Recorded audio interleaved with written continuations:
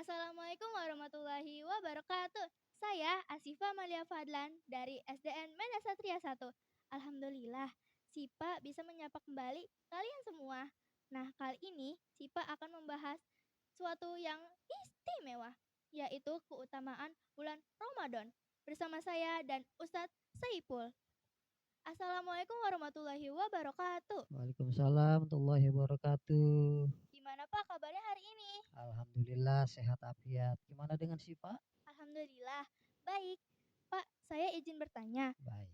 Pak Ustadz, setiap tahun kita bertemu Ramadan. Tapi sebenarnya apa yang membuat Ramadan itu begitu istimewa dibanding bulan lainnya? Ramadan begitu istimewa karena salah satunya adalah di bulan Ramadan diturunkannya Al-Qur'anul Karim. Masya Fihi Allah. unzila fihil Qur'an. Di dalam bulan Ramadan diturunkan pertama kali Al-Qur'anul Karim. Itu yang menjadi salah satu penyebab kenapa bulan Ramadan begitu mulia di sisi Allah Subhanahu wa taala. Masya Allah. Begitu ya Pak. Ya, begitu sih, Pak. Jadi Ramadan itu bulan Al-Quran ya Pak Ustadz? Betul sekali sih, Pak. Di mana tadi Bapak katakan unzila fihil Qur'an. Di bulan Ramadan diturunkannya Al-Qur'anul Karim.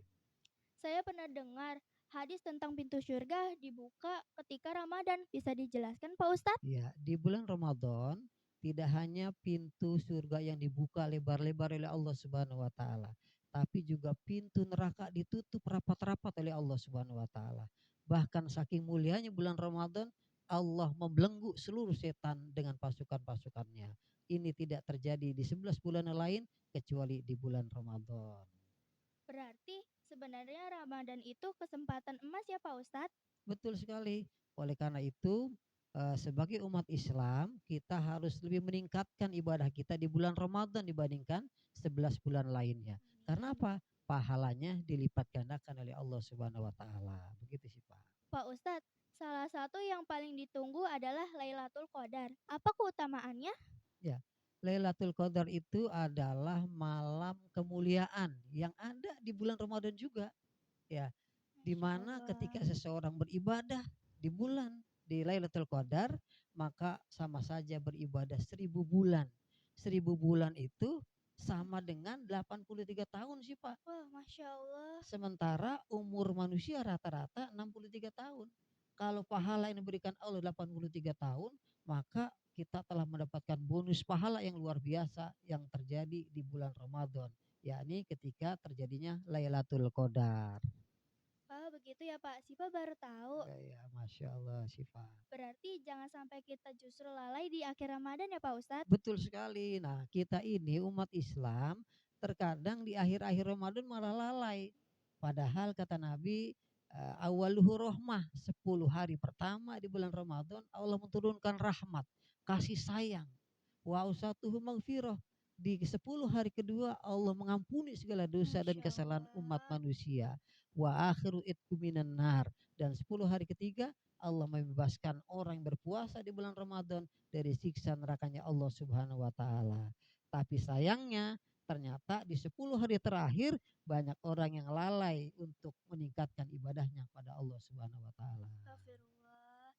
Pak Ustadz, bagaimana dengan ampunan di bulan Ramadan? Ya, Allah Subhanahu wa taala berjanji di bulan Ramadan ini, kata Allah Subhanahu wa taala dalam hadis qudsi, barang siapa yang di bulan Ramadan ini memohon ampun kepadaku, maka akan aku ampuni dosa-dosanya. Masya Barang Allah. siapa yang berdoa kepadaku, maka akan aku kabulkan doa-doanya.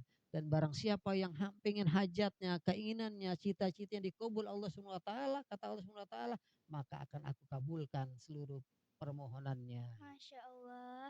Jadi puasa itu bukan hanya fisik ya Pak Ustadz, tapi juga hati. Betul sekali, karena ibadah puasa terutama adalah ibadah hati yang tadi Bapak katakan imanan wahtisaban. Puasa itu hanya mengharap ridho Allah dan hanya hati yang bisa kita berikan pada Allah Subhanahu wa taala. Bagaimana dengan pahala di bulan Ramadan Pak Ustadz? Sangat luar biasa sih, Pak.